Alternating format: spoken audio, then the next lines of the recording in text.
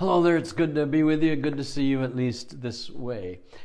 I got a bit of news for you today. You have issues.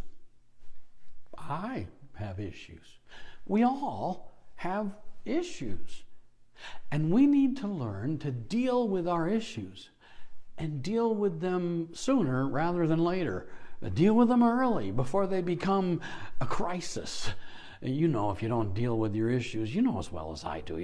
It's kind of like they're sitting simmering, and then every once in a while the heat gets turned up and it starts to bubble and boil, and all of a sudden it's boiling over the edges and it's making a mess. You know something? As tempting as it is to believe otherwise, it's not your wife, it's not your husband, it's not your kids, it's not your job, it's not your friends, it's not your extended family, it's not the government that's causing the pain of issues in your life. Every issue you have has a common denominator, something that is the same in every issue, and that common denominator is you, me. We are the common denominators of our own issues. And Jesus told us that we need to pay attention to ourselves. I mean, He's the one who created us. He's the one who wired us. He knows we have issues. He knows we are the common denominator in our own issues, right? And He says, pay attention to yourselves.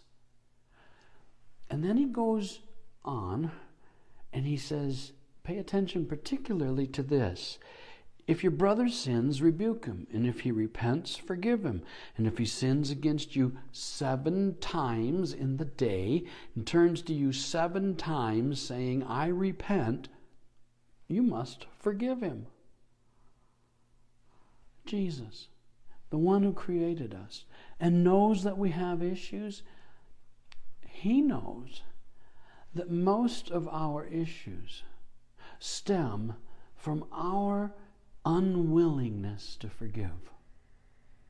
Whether it's spouses or children or job or workplace or extended family or whatever it is, it comes out of, most of our issues anyways, come out of unforgiveness.